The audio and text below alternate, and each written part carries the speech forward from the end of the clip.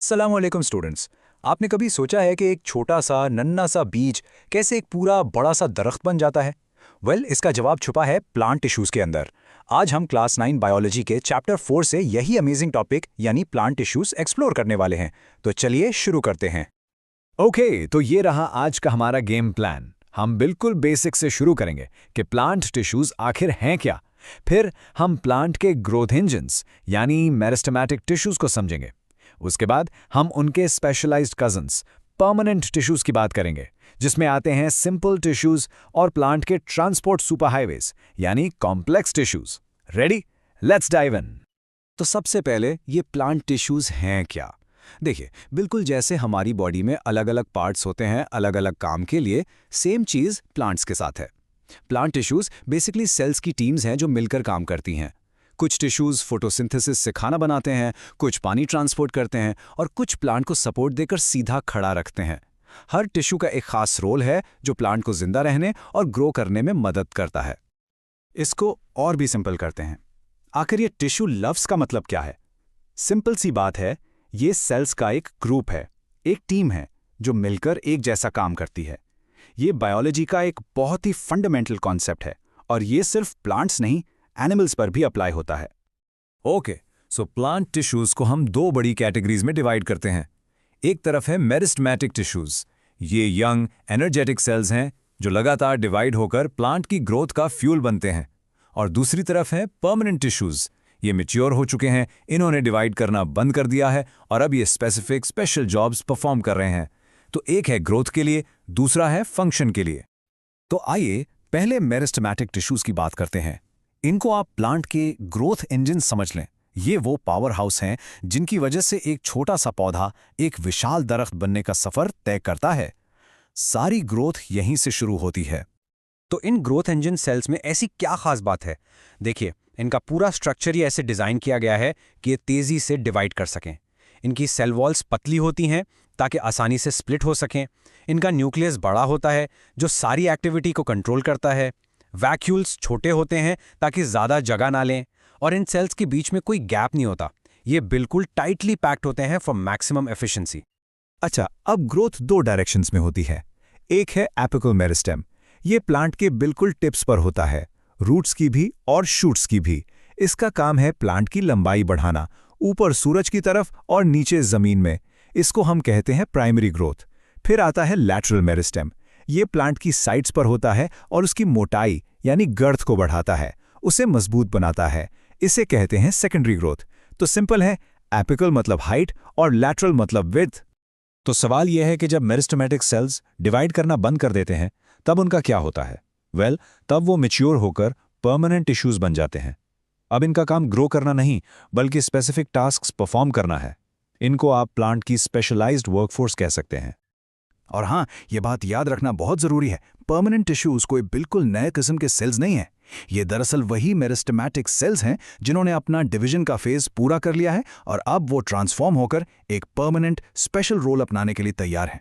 ये उनकी origin story है। अब परमानेंट टिश्यूज में भी आगे दो ग्रुप्स हैं। पहले हैं सिंपल टिश्यूज जो सिर्फ एक ही टाइप के सेल से बने होते हैं, और दूसरे हैं कॉम्प्लेक्स टिश्यूज जो एक से ज्यादा किस्म के सेल से मिलकर बनते हैं। और जैसा कि आप देख सकते हैं, सिंपल टिश्यूज प्लांट बॉडी का ज्यादातर हिस्सा बनाते हैं। तो चलिए पहले सिंपल टिश्यूज को देखते हैं। इसका नाम ही सब कुछ बता देता है। ये सिंपल इसलिए हैं क्योंकि ये सिर्फ एक ही टाइप के सेल से बने हैं जो सब मिलकर एक ही काम करते हैं। सबसे पहली सिंपल टिश्यू है एपिडर्मल टिश्यू। इसको आप सीधा सा प्लांट की स्किन या खाल समझ लें। इसका मेन काम है प्रोटेक्शन। ये एक बैरियर की तरह काम करता है जो प्लांट के अंदर के हिस्सों को बाहर की दुनिया से बचाता है। और सबसे मजे की बात यह है कि एपिडर्मिस अपनी लोकेशन के हिसाब से अपना फंक्शन बदल लेता है। रूट्स में ये छोटे छोटे रूट हेयर्स बनाता है ताकि पानी और मिनरल्स अब्जॉर्ब कर सके। स्टेम्स पर ये एक वैक्सी लेयर, जिसे क्यूटिकल कहते हैं, बनाता है ताकि पानी इवेपोरेट ना हो। और लीव्स में ये छोटे छोटे सुराख यानी स्टोमेटा बनाता है जिससे गैस एक्सचेंज होती है। नेक्स्ट अप है हमारे पास है पेरेन्काइमा टिश्यू। ये प्लांट में पाया जाने वाला सबसे आम और सबसे वर्सेटाइल सिंपल टिश्यू है। ये आपको प्लांट में लगभग हर जगह मिलेगा और ये बहुत से जरूरी काम करता है। तो पेरेन्काइमा करता क्या है? लीव्स में ये फोटोसिंथेसिस करता है। इसके सेल्स में बड़े वैक्यूल्स होते हैं, इसीलिए ये फूड और वाटर स्टोर करने के लिए परफेक्ट है।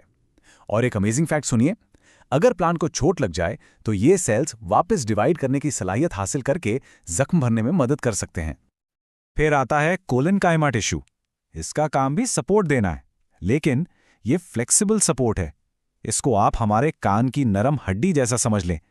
ये प्लांट के नए ग्रो करने वाले हिस्सों जैसे न्यू स्टेम्स और लीव्स को ताकत देता है, जिसकी वजह से वो हवा में टूटने के बजाय लचक जाते हैं। और अब आते हैं स्क्लेरेन्काइमा पर। इसको याद रखने का एक सिंपल तरीका है, एस से सख्त। ये टिश्यू डेड सेल से बना होता है और इसका सिर्फ और सिर्फ एक ही मकसद है, मैक्सिमम रिजिड सपोर्ट। ये प्लांट को उसकी मजबूती और सख्ती देता है। स्क्लेरेन्काइमा इतना मजबूत क्यों होता है? इसका राज है एक केमिकल जिसका नाम है लिग्निन। ये सब्सटेंस सेल वॉल्स को मोटा और सख्त कर देता है, उन्हें बिल्कुल रिजिड बना देता है। असल में लकड़ी की जो मजबूती और सख्ती है वो इन्हीं स्क्लेरेन्काइमा सेल्स में मौजूद लिग्निन की वजह से है। और फाइनली हम आते हैं अपने आखिरी सेक्शन पर, कॉम्प्लेक्स टिश्यूज। अगर सिंपल टिश्यूज प्लांट के बिल्डिंग ब्लॉक्स हैं, तो कॉम्प्लेक्स टिश्यूज उसके अंदर के ट्रांसपोर्ट सुपर हाईवेज हैं, जो जरूरी चीजें प्लांट के एक हिस्से से दूसरे हिस्से तक पहुंचाते हैं। कॉम्प्लेक्स टिश्यूज के दो मेन टाइप्स हैं, जाइलम और फ्लोएम। जाइलम का काम है पानी और मिनरल्स को रूट से ऊपर बाकी प्लांट तक पहुंचाना। ये एक वन वे स्ट्रीट है और इसके सेल्स डेड होते हैं।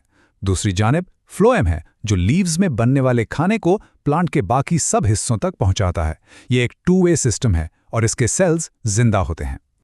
चलिए जाइलम के सफर को देखते हैं।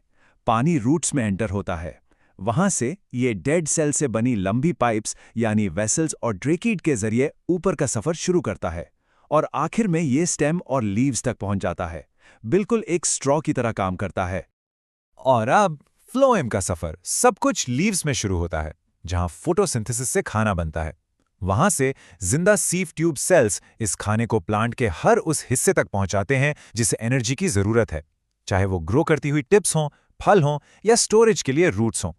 तो चलिए एक क्विक सा रिकैप कर लेते हैं।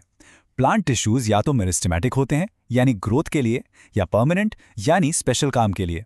परमानेंट टिश्यूज आगे सिंपल हो सकते हैं जिसमें एक सेल टाइप है, या कॉम्प्लेक्स जैसे जाइलम और फ्लोएम जो प्लांट का ट्रांसपोर्ट सिस्टम बनाते हैं। लेकिन सबसे इंपॉर्टेंट बात जो आपको याद रखनी है वो ये है, बायोलॉजी में स्ट्रक्चर हमेशा फंक्शन तय करता है।